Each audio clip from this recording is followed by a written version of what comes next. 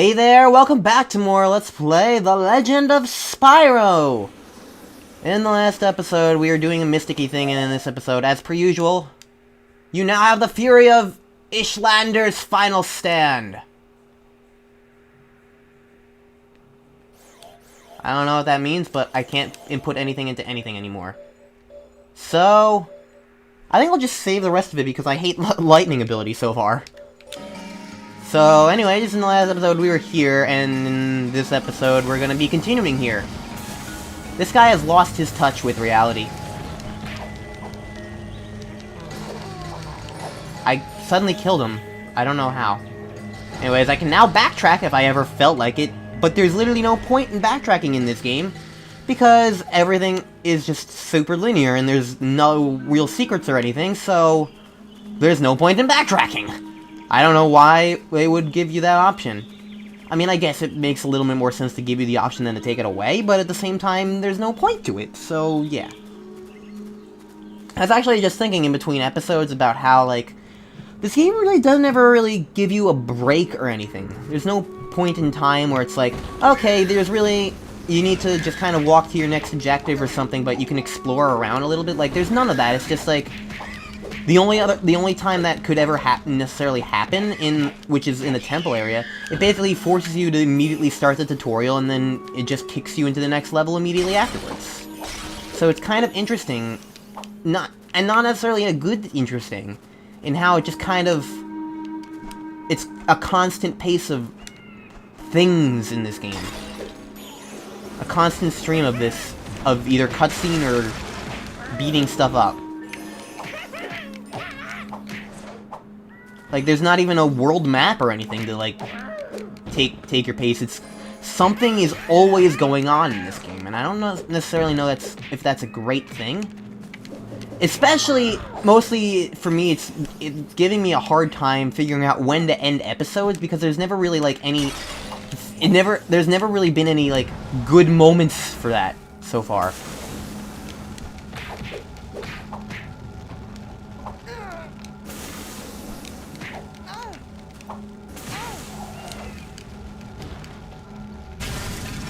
There's always just been, like, something to do, something going on, some sort of enemy, some sort of cutscene. I just feel like I would appreciate a little bit of, like, a breather sometimes, game. Maybe I guess that's what they thought the pause menu is for, but there's always, like, there's generally enemies somewhere doing something. I don't know. I have a lot of weird qualms about this game so far. I will still say that I'm enjoying it, though. I like how half of this world is just breaking pots or seashells or whatever the heck these things are. It's regular old Legend of Zelda, Legend of Spyro. Up in here. Another rickety bridge. Totally safe to jog across. Actually, it was totally safe. I wasn't expecting that. One of these bridges are just gonna totally give up on me. Well, suddenly there's a lot of wheat or We're something. going to have to use the water wheels to move ahead. Are we now? Oh, it's never easy.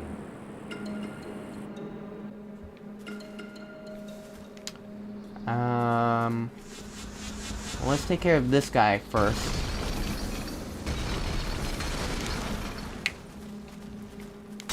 I'm not really sure what it wants me to do with the water wheels.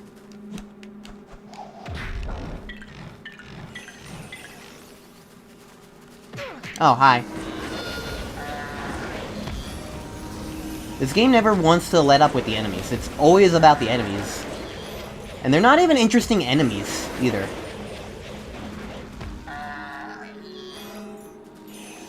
For a game that's all about beating up enemies, I feel like they should have had more a greater variety. I remember that's something one of my friends, Captain Yoshi, actually, was commenting on about A Hero's Tale, and how, like, all the enemies were basically the same, like, 3 or 4 things in the entire game, and I never actually realized it, mostly because, like, that game's not necessarily about beating up enemies. It's not necessarily about the enemies, so while it's not necessarily a good thing that it kept reusing the same few enemy varieties over and over and over again. In a game like that, where it's mostly about... Oh, hi. Mostly about just the exploration and collecting, it's not necessarily the worst thing in the world. It's something like this, though, where it's basically all about the enemies. I feel like they definitely needed to have more variety. So yeah, this is not a perfect game by any means. But I'm at least glad that I'm finally getting to really, like, form my own opinion about this game. Rather than, What is the point of this place over here? I don't know. I'm just glad that I'm finally getting to, like, formulate my own real opinion on this game and how I feel about it, rather than going off of what I've heard other people say, because, like, I feel like that's always one of the best things to do, except in the case of games that are just, like, obviously horrible, like Sonic 06 or something, where it's like, you don't need to play the game yourself to realize how bad it is. I mean, you should... Although everybody should at least probably play it at least one point, just because it's... No matter what, there's always some magical experience with that game that you shouldn't give up the opportunity to have.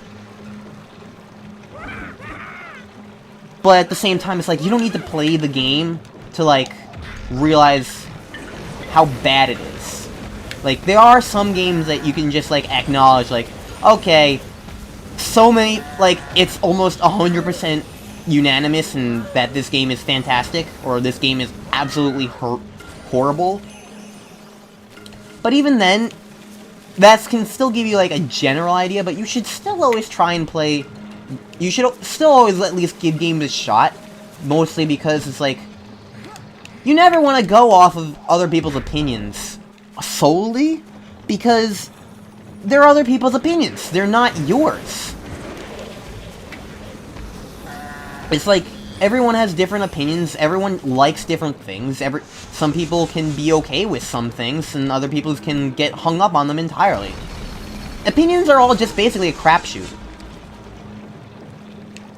I'm gonna drown.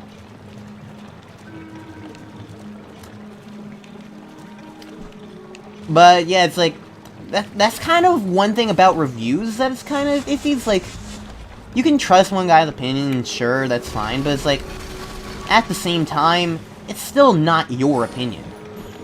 So, like, I don't know, I understand the need for, like, game reviews, but at the same time, it's like, it's really not necessarily about the review, it's about, like, what you feel. And that should be the most important thing.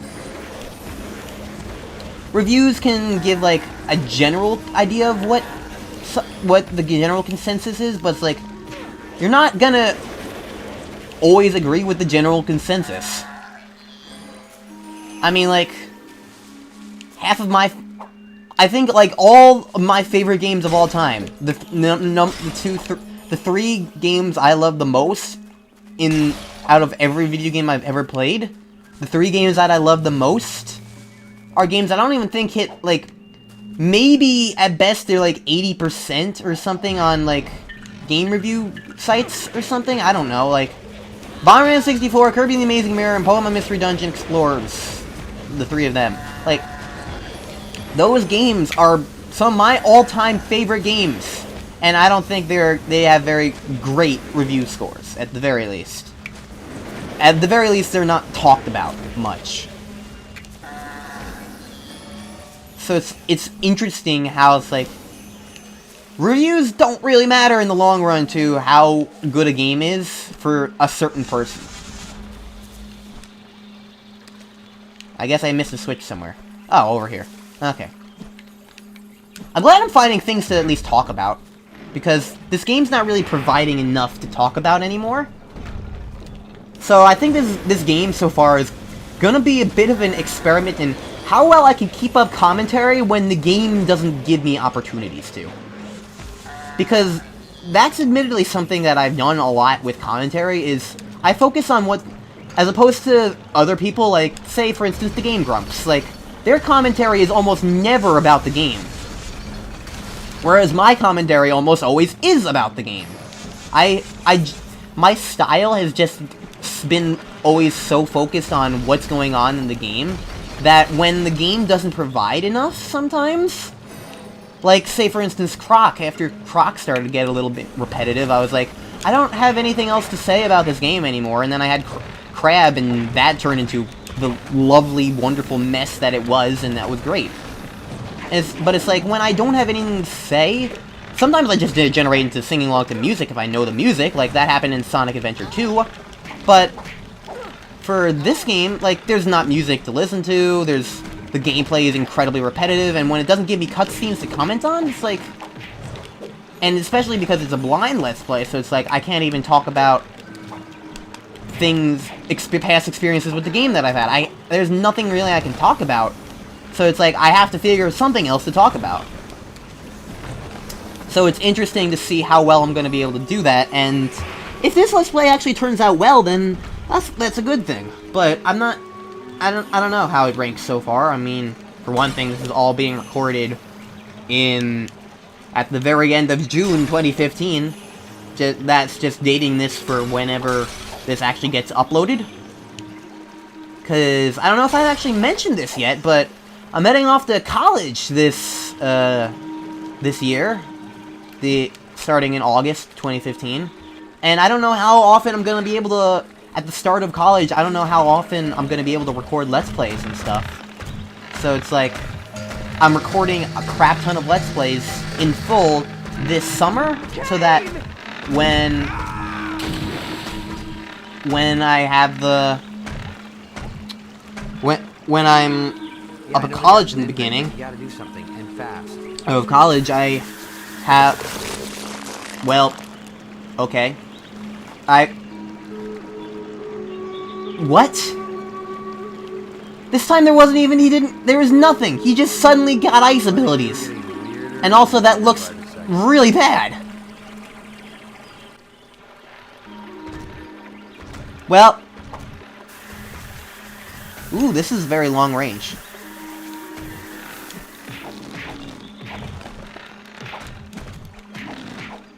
Anyways, as I was saying,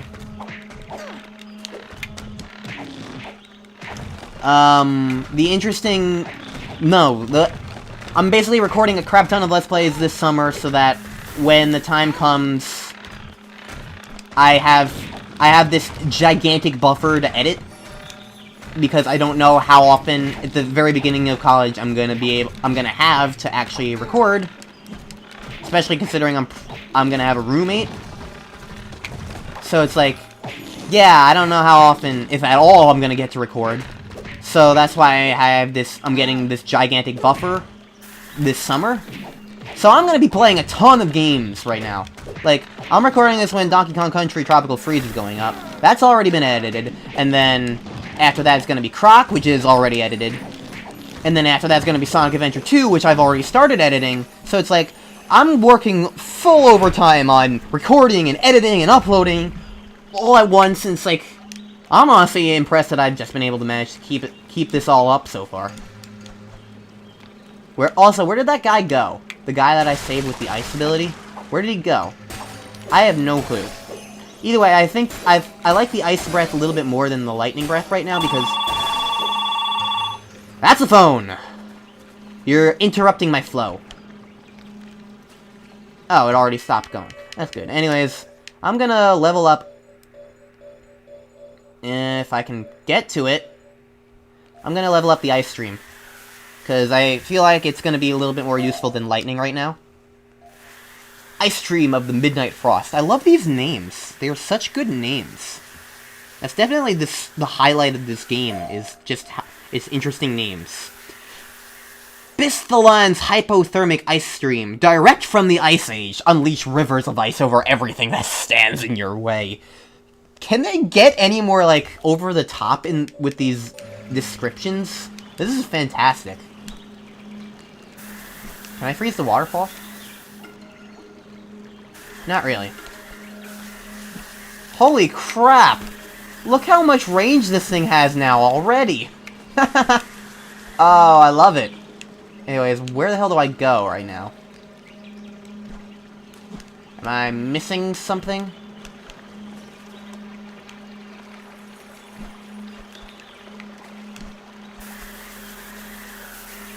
Yes, I am missing something. An obvious path.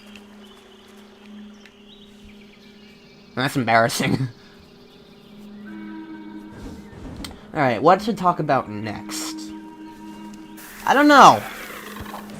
I turned them into snowballs! I just flat out turned them into snowballs. Also, yes, I was right. The effects of attacking do change with the breath that you have. Because now all my effects are blue, but if I do this, now they're all red. And if I do this, now they're yellow. Because, like, the difference between yellow and red, it's honestly more of like an orange, so it didn't really look any different. But with the blue, it's obvious that it's different. That's actually a nice touch, and I like that. This is a nice touch. It's a nice visual touch. This game has pretty good visuals so far. It's a GameCube game, so it's like, obviously it's not the most impressive visuals ever, but I mean, for a GameCube game, it's nice. Compare this and A Hero's Tale both to Enter the Dragonfly, and it's like, man, they screwed that one up. I'm not even sure if Enter the Dragonfly would be considered, like, legitimately decent for PlayStation 1 standards. I don't know, it was just really kind of bad. Also, that guy died immediately. Anyways, I want to kill these crystals, because I remember seeing them. I'm definitely glad I powered up my ice, though, because ice is fantastic in this area so far. Like, it's way more interesting than the lightning ever was. I might honestly just skip the lightning entirely for right now, because, like, fire works great and ice works great right now. But the lightning just kind of felt hard to control and hard to aim, and just about as effective in terms of damage as the other ones, whereas there wasn't any other real benefit. I don't know which way to go, so I'm gonna go this way. Ow. Goddamn bamboo. Alright. Pots, piddly piddly pop pops. Oh, hi! Didn't see you there, chill spell. Here, I'll spell some chill for you. I love it in games when you get to, like, freeze stuff and, like, then break them apart. That's awesome. That's an awesome feature of ice powers. I really do love when things get to do that. It's definitely a highlight for me of ice powers. I don't know if there's a whole lot of games that even do that, too. So it's like, I would love a game that was really centered on, like, elemental attacks like that, except, like, it went really far with them. Like, as far as you could push stuff like ice and fire and lightning and stuff. Like, Spyro does it fine, I guess, but it's like, imagine this, but taken to extreme levels. Like, that's the best way I can put it. Also, the snowball thing is actually kind of annoying because you don't get to actually attack with them. They just kind of roll around. So, for some of the smaller enemies, it would at least be good to, like, kind of like, oh no, I'm getting bombarded by enemies, let's turn them all into snowballs! Yeah, I can see that being good. Here I go again, talking about the game some more. I got stuck behind the wood, whatever that is. Bamboo. All these guys have, like, punny names compared to what I've recently got. It's as if they're in a game or something. Silver Chaos. That's my favorite Sonic ship. Of two characters who never once met. From two bad games! Actually, that makes me think, like, it's interesting how, like, Honestly, Sonic the Hedgehog characters, generally, like... a lot of Sonic the Hedgehog characters are good, but the problems are that, like, their execution in their actual games is bad. Like, Chaos is actually a pretty good character in Sonic Adventure. It's just that with how awfully that story is implemented in that game, he doesn't work in the game. Like, he just feels like a stupid character.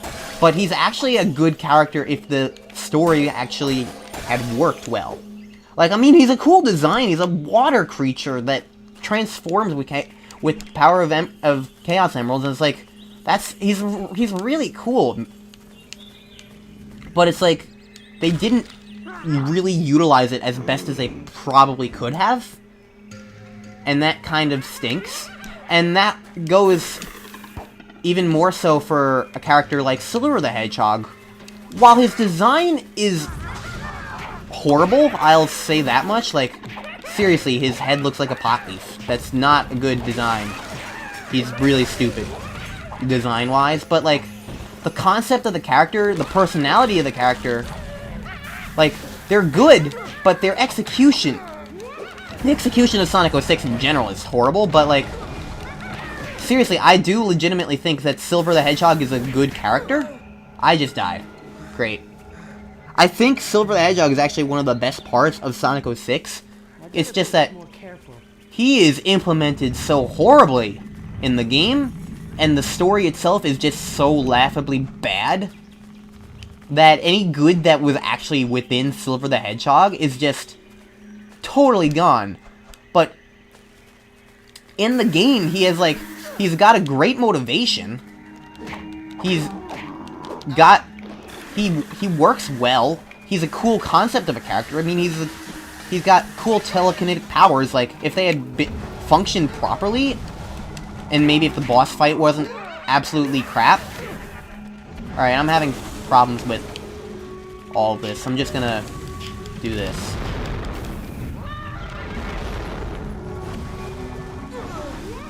What?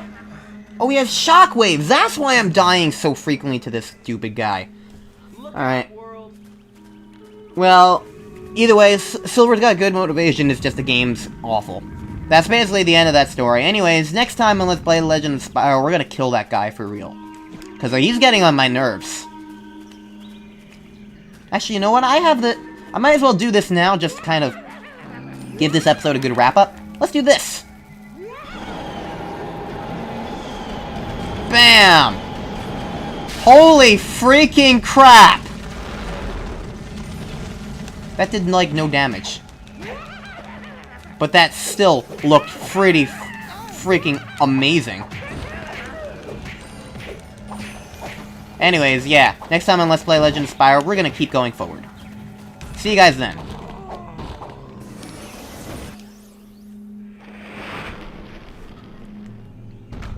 Well, as soon as the doors finish opening. Ow! Screw you. I'm trying to end an episode here.